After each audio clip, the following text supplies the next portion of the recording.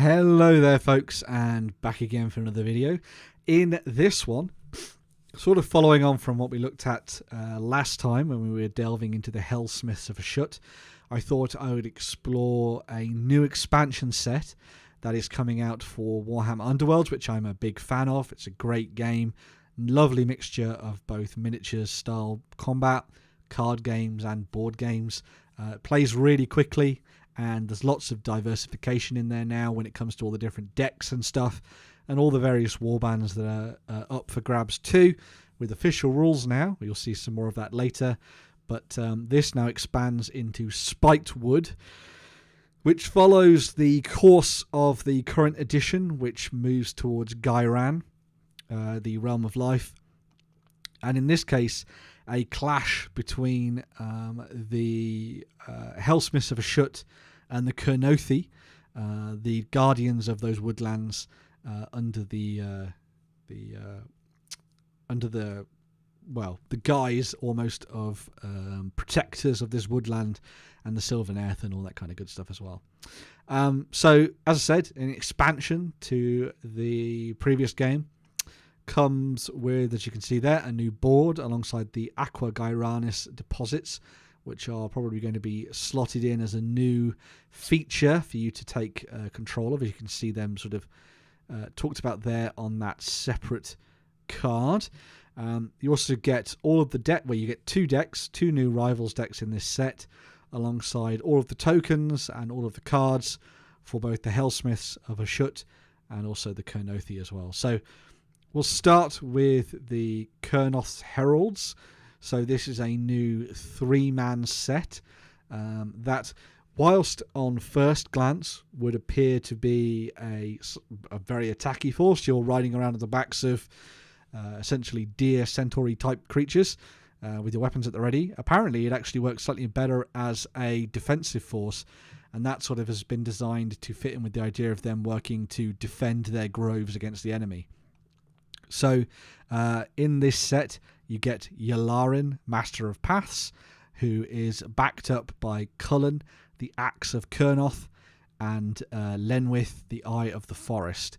So you've got a fellow there with the spear and shield, another one with a big double-handed axe, and then a third with their bow at the ready. We have already seen the Kurnothi in some fashion in an earlier version of Warhammer Underworlds when it headed to Beastgrave. We got to see the Kurnothi there in a different form, without so much of the sort of mounted element added in there. Still fawn-like in their appearance, but that was our first look at them, and this is our sort of like second dip into this sub-faction, sort of semi-allied to the Sylvaneth, although they're more Alarial focused, whereas these folks tend to focus more on the worship of Kurnoth himself, the hunter, who I believe is still sleeping beneath the realm of Gairan, put there by his kin because he was a little bit too dangerous.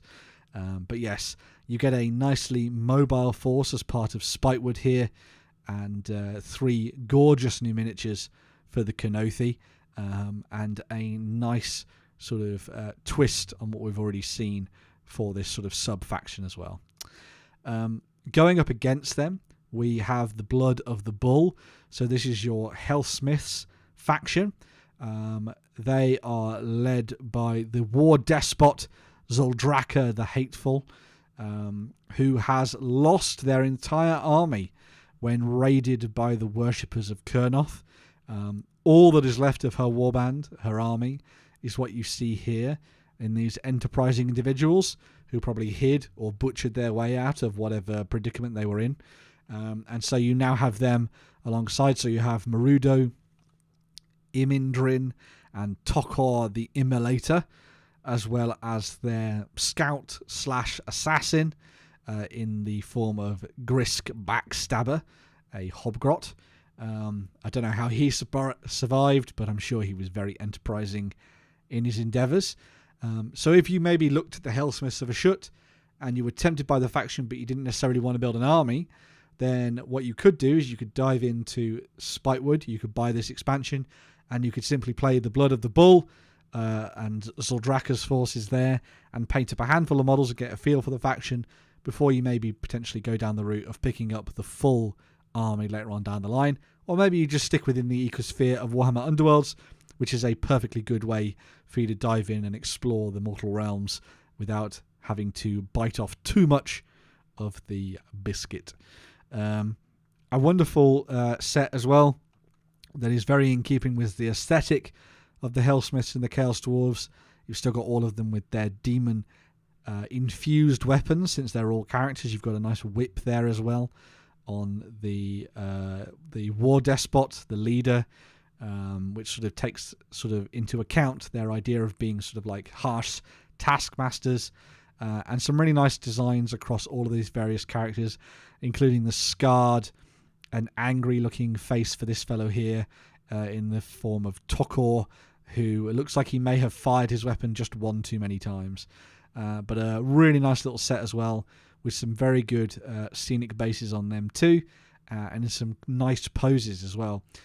Not too over the top or weird, which I think is quite cool.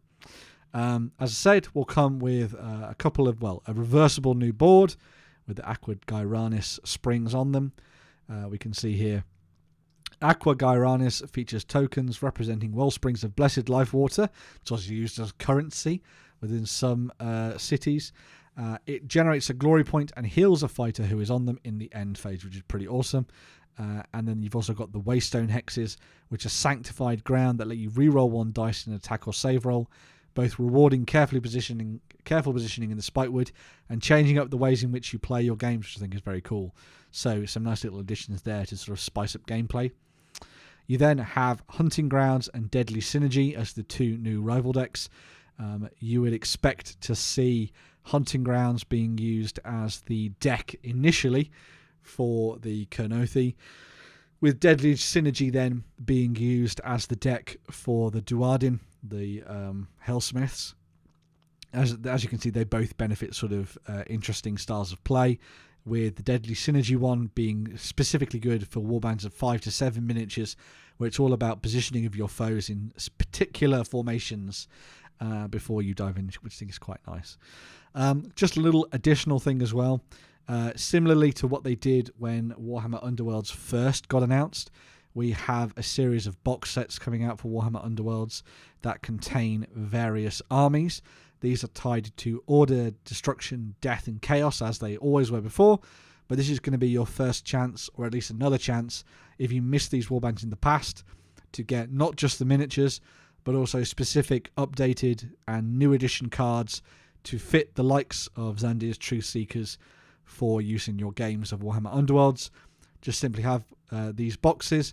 If you've already got the core box sitting around, you've already got plenty of Rivals decks you could use with them. This just comes with the new cards for the characters and their war scrolls, so you can use their special abilities on the tabletop as well. So in the Order box set, we have Zandir's Truth Seekers, which is a wonderful little set that I've picked up 2 of so far, apparently, because I got one in a Warcry box as well.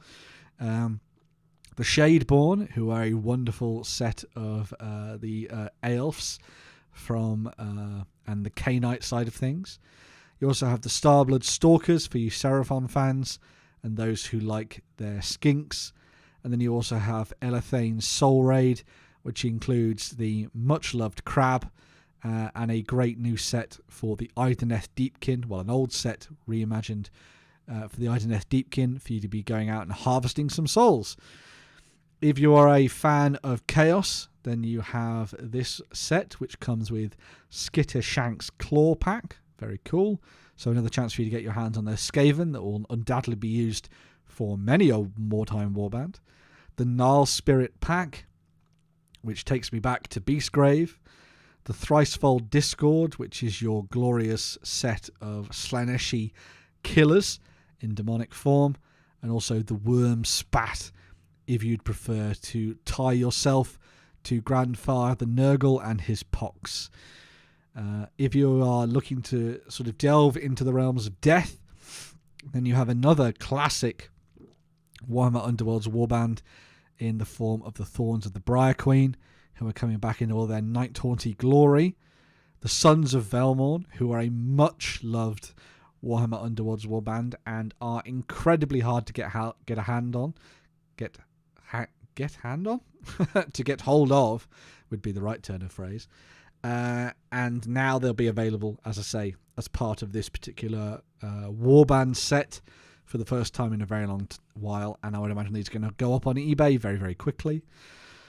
There's also the Exiled Dead. So if you see yourself as something of a necromancer with a penchant for electricity, you can shock your undead into service once more with the likes of the Exiled Dead there. And then we cap things off with the Skinnerkin, which is your set of Flesh Eater Courts miniatures for dropping into your games of Warhammer Underworlds. Packed out with ghouls, the Butcher in the centre there, and then that winged fellow in the background as well. So a nice, quick, easy warband for you to paint up there too. What's always nice about these warbands as a whole, before we move on to the last one, I suppose we'll just go there anyway now, is they give you a really good flavour of a faction within Warhammer Age of Sigmar. And because they're all, in essence, bespoke miniatures, they are really fun to paint. A lot of time and energy and love has been poured into their sculpts. And so you can have a really fun time painting them. And after you've maybe painted between 5 and 10 models, something like that, you've probably got everything you need to start playing games at the tabletop and experiencing Warhammer Age of Sigmar without having to go down the mass battle route. If you're a fan of destruction, then you can instead throw your lot in with Molog's Mob, which contains Molog, as you can see there, alongside a variety of different squigs in various forms that have all come to life. You also have Zarbag's Gits, which is a wonderful set of gloom spites who have headed out with their squigs in tow to go and capture you, drag you back and pump you full of mushrooms so that they can feast on you once you're good and ready. You also have Throthgorn's Man Trappers, which is a glorious new Ogre miniature added into the mix for Warhammer Age of Sigmar back in the day, who is hunting with his saber. His, I think they're called saber tusks. His saber tusk, something like that. And then backed up by a series of those lovely, what are they called? Wow, I've completely forgotten the name. But anyway, you can get your hands on them, drop them into your games, and have some fun. So yes, nice little set on that front. I'll remember that later when I'm watching this back on YouTube. And then last but not least, Ripper's Snarlfangs.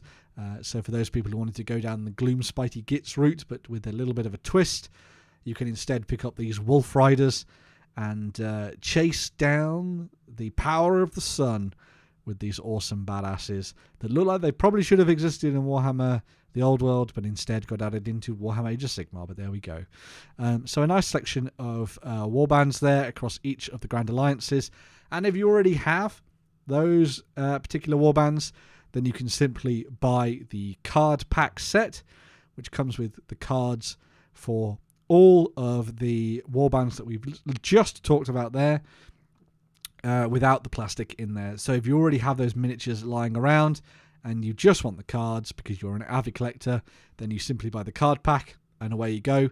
We'll carry you through into a new bout of Warhammer Underworld with your friends.